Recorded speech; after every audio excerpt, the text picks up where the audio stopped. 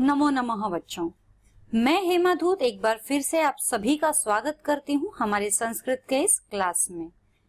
बच्चों, आज हम करने जा रहे हैं 7वीं कक्षा का संस्कृत विषय से 12वें पाठ का पहला सेशन और हमारे पाठ का नाम है विद्या धनम।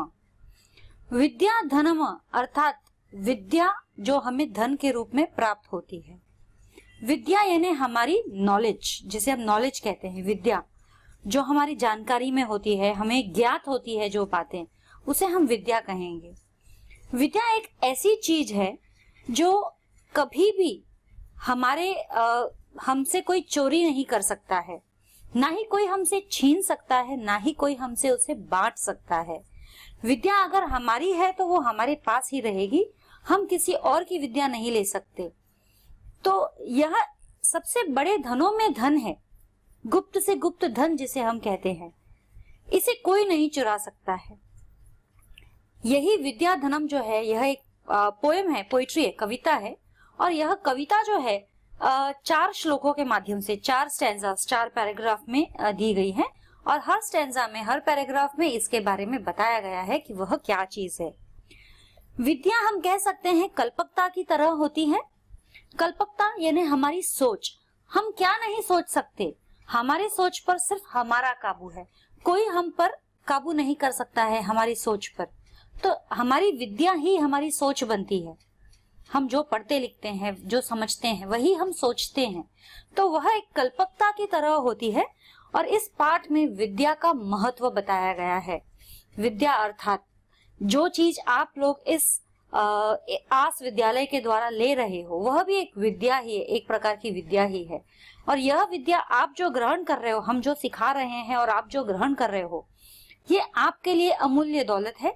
और हम जो सिखा रहे हैं, ये हमारे लिए अमूल्य दौलत है। यह हमसे कोई नहीं चुरा सकता है। तो हम विद्या धन के बारे में आज अधिक जानकारी प्राप्त करेंगे। बढ़ते हैं आज के हमारे पहले स्लाइड की तरफ। न चौरहार्य न च राजहार्यम न भातृम भाज्यम न च भारकारी व्यये कृते वर्धत एव नित्यम विद्या धनम सर्वधन प्रधानम। अर्थात न चौरहार्यम, ना चोर चोरी कर सकता है, न च राजहार्यम, ना ही कोई राजा इसे छीन सकता है, न भातृभाज्यम यानी ना ही भाइयों के साथ हम इसे बंटवारा कर सकते हैं, न च भारकारी, ना ही यह हमारे ऊपर भार डालता है। इसका अर्थ है ये, जैसे भाइयों के बीच में धन दौलत का बंटवारा होता है, माता पिता की मृत्यु के बाद में जब 2-3 भाई होते हैं आपस में, तो वे उनके जो भी प्रॉपर्टी होती है उसके लिए उनके बीच में झगड़ा होता है। तो वो प्रॉपर्टी का बंटवारा होता है, चाहे खेतों का बंटवारा हो, चाहे घर का बंटवारा हो, चाहे धन दौलत का बंटवारा हो। तो वो चीजें जो हमें दिखती है, टेंजिबल है, उनका हम बंटवारा कर सकते हैं। लेकिन विद्या जो हमारे अंदर है, उसका हम बिल्कुल बंटवारा नहीं कर सकते। तो विद्या एक ऐसी चीज है जिससे आपको बांटे जाने का भी भय नहीं होता है।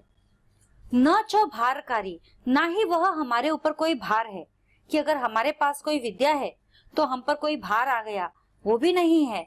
जैसे अगर हम पर किसी की जिम्मेदारी होती है तो हम पर भार है, हम कह सकते हैं हम पर इनका भार है, घर चलाने का भार है, बच्चों को पढ़ाने का भार है। लेकिन विद्या एक ऐसी चीज है जो हमारी दौलत, सबसे बड़ी दौलत है, हम पर भार नहीं है, बोझ नहीं है। व्यय कृते वर्धत एवं नित्यम, व्यय कृते जितना खर्च करोगे, वर्धत उतना ही वह बढ़ेगा। यानी विद्या ऐसी चीज है, जितना आप खर्च करोगे उतनी ही वह बढ़ेगी। यानी जितना आप बांटोगे उतना ही आपको और ज्ञान मिलेगा, बांटने से वह बढ़ती है। तो व्यय कृते वर्धत एवं नृत्यम विद्या धनम सर्वधन प्रधानम। तो इसीलिए कहा गया है कि विद्या धन जो है वह सर्वधन प्रधानम है। प्रधानम यानी सभी धनों से श्रेष्ठ धन माना गया है। विद्या धन को आप धन दौलत के तराजू में तौल नहीं सकते। बाकी जैसे रुपयों पैसों को, गहनों को, जवाहरातों को, प्रॉपर्टी के पेपर्स को, इनको हम तौल सकते हैं, ये दिखते हैं, दिखाई देते हैं, हम छू सकते हैं। लेकिन विद्या एक ऐसी चीज है जो दिखाई नहीं देती, छू नहीं सकते हम इसे, और इसे हम तौल भी नहीं सकते। विद्या धनम सर्वधन प्रधानम, लेकिन फिर भी वह सबसे अधिक जो कहते हैं महत्वपूर्ण है। तो न चौरहार्यम न च राजहार्यम, यानी ना ही उसे चोर चुरा सकता है, ना ही कोई राजा आपसे छीन सकता है, ना ही न भातृभाज्यम, ना ही भाइयों के बीच में उसे बांटा जा सकता है, न च भारकारी, ना ही वह आपके ऊपर भार है, व्यय कृते वर्धत एवं मृत्युम, यानी खर्च करने से वह बढ़ती ही है, विद्या धनम सर्वधन प्रधानम, चाहे जितने भी धन दौलत आपके पास हो, सबसे प्रधान में सबसे महत्वपूर्ण तो विद्या का ही धन होता है। अगला श्लोक जो है दूसरा, विद्या नाम नरस्य रूपम अधिकम प्रच्छत्र गुप्तम धनम, विद्या भोग करी यशः सुख करी विद्या गुरुणाम गुरुः, विद्या बंधुजनो विदेश गमने विद्या परा देवता, विद्या राजसु पूज्यते न ही धनम विद्या विहीन पशु। इसका अर्थ है इस प्रकार, विद्या नाम नरस्य रूपम अधिक प्रच्छन्न गुप्तम धनम, अर्थात कि विद्या नाम के जो नर होते हैं, विद्या नाम के नर यानी जिनके पास विद्या होती है, वे अधिक सुंदर होते हैं। हमारा जो रूप होता है वह सुंदर नहीं होता है, जिसके पास सही विद्या मानी जाती है कि सही विद्या है, वह सही अर्थ में वही इंसान सुंदर है। सबसे सुंदर विद्या धन का रूप पाया गया है, नाम पाया गया है। और प्रच्छन्न गुप्तम धनम, यह गुप्त से भी गुप्त धन है। हमारे जो धन दौलत है, रुपए पैसे हम तिजोरी में डाल सकते हैं, गहने कांटे हम तिजोरियों में रख सकते हैं, तालों के अंदर रख सकते हैं, लेकिन विद्या को ना ताले की जरूरत है ना किसी और की जरूरत है, लेकिन फिर भी वो इतना गुप्त धन है कि कोई और उसे देख भी नहीं सकता। हम भले ही पहने हो उसे, हम जैसे हम गहने पहनते हैं तो लोग देख सकते हैं, अरे हाँ इनके पास यह हीरे जवाहरात है, लेकिन विद्या तो हमेशा हमारे साथ रहती है, लेकिन फिर भी कोई उसे देख नहीं सकता। इस तरह से छुपी हुई है वो हमारे अंदर, प्रच्छन्न गुप्तम धनम, यानी कि वो गुप्त से भी गुप्त धन है। विद्या भोग करी यशः सुख करी, विद्या भोग देती है, विद्या हमारे लिए यश और सुख लाती है। बिल्कुल, अगर आज हमारे पास विद्या है, जैसे आज मेरे पास थोड़ी बहुत जानकारी है तो मैं पढ़ा रही हूँ, इस पढ़ाने के माध्यम से मैं कमा रही हूँ तो मैं अपने इच्छाओं के अनुसार उसे खर्च करूंगी, उसे भोग लूंगी, भोग करूंगी, मतलब कि यदि मुझे कुछ चाहिए, खरीदना है बाजार में, तो मेरे पास धन है तो मैं उससे खरीद सकती हूँ। लेकिन यह धन कहाँ से आया है मेरे पास? मेरी विद्या से आया है मेरे पास धन। तो विद्या के कारण मैं भोग कर रही हूँ। यदि मेरे पास विद्या ही नहीं है तो मैं कुछ नहीं कर पाऊंगी, मैं कुछ नहीं कमा नहीं पाऊंगी तो कुछ खरीद नहीं पाऊंगी, ना कोई ऐश आराम कर पाऊंगी। तो यशः सुख करी, विद्या से ही आपको यश की भी प्राप्ति होती है और सुख की भी प्राप्ति होती है। विद्या गुरुणाम गुरुः, गुरुओं के भी गुरु है विद्या। बिल्कुल, आज अगर मैं तुम्हारी गुरु हूं, मैं आप सबकी गुरु हूं, तो मेरी भी गुरु जो है वह विद्या है। विद्या बंधुजनों विदेश गमने विद्या परा देवता, विद्या यदि हम विदेश में जाते हैं तो विदेश में तो हम अकेले हैं और हम किसी को नहीं जानते, तो विद्या बंधुजनों विदेश गमने विद्या परा देवता, जब हम विदेश जाते हैं तो विद्या ही हमारे बंधु है, हमारा दोस्त है, हमारा सखा है। एंड विद्या परा देवता, विद्या सबसे बड़ा देवता है। परा यानी सबसे बड़ा, विद्या सब परा देवता।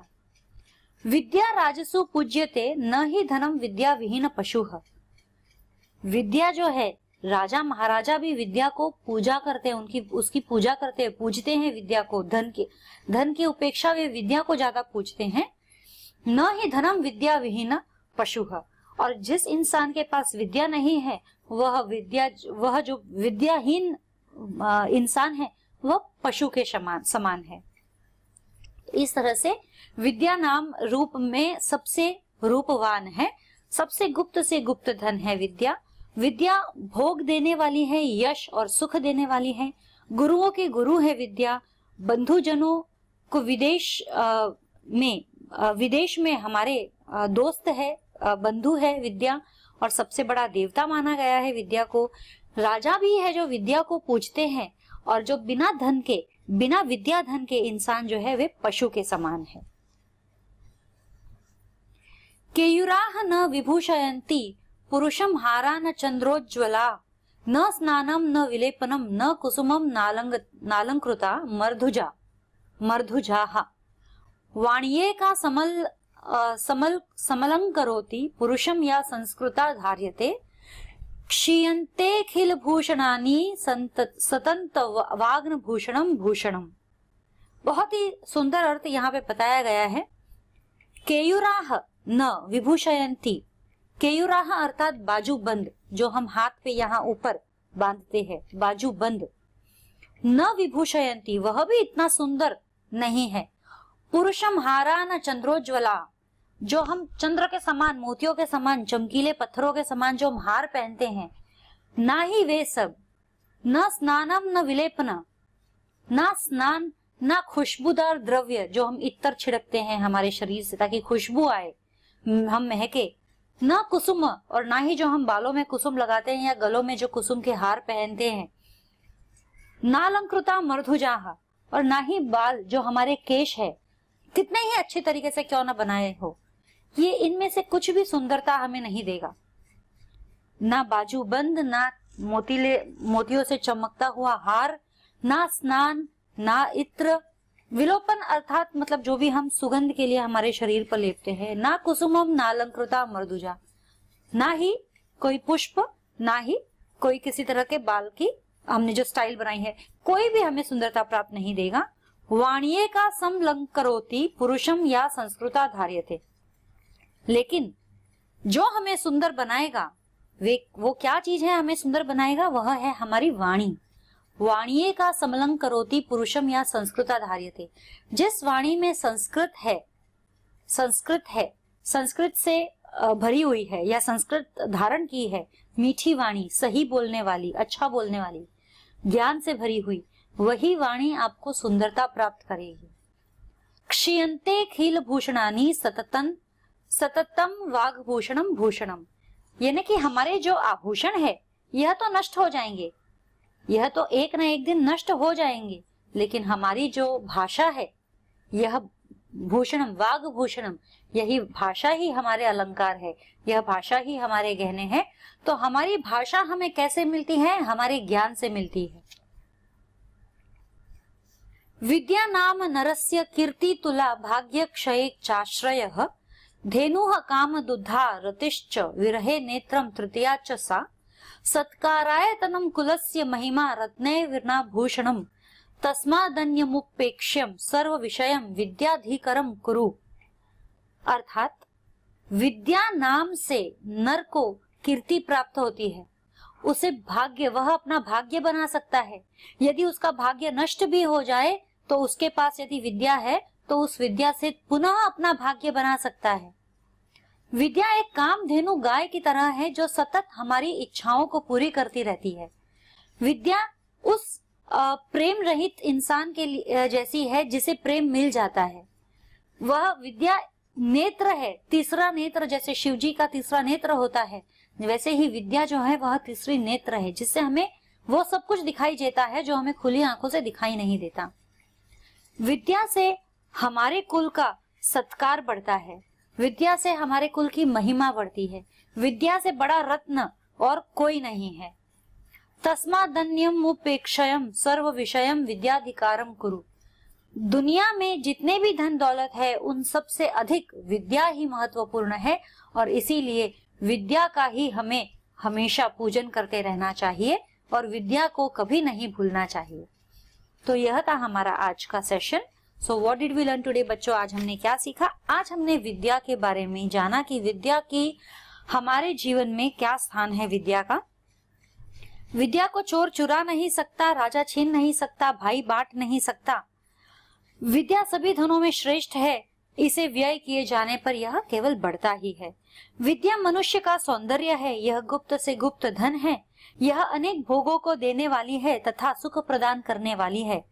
राजाओं में ज्ञान की पूजा होती है तथा धन की नहीं। मनुष्य की शोभा न तो हार से बढ़ती है और न ही पुष्प अथवा अंगराग के द्वारा बढ़ती है। मनुष्य की शोभा ज्ञान से बढ़ती है। विद्या माता की तरह रक्षा करती है, पिता की तरह हित का साधन करती है, यह शोभा को बढ़ाती है। विद्या मनुष्य का सभी प्रकार से भला करती है। तो यह था हमारा आज का यह सेशन। इसी के साथ हमारा आज का ये सेशन समाप्त होता है। अगले सेशन में हम फिर मिलेंगे इसके क्वेश्चन आंसर्स को लेकर। तब तक आप देखते रहिए, पढ़ते रहिए, आगे बढ़ते रहिए आस विद्यालय के साथ में। आज के लिए इतना ही। धन्यवाद। शुभ दिन।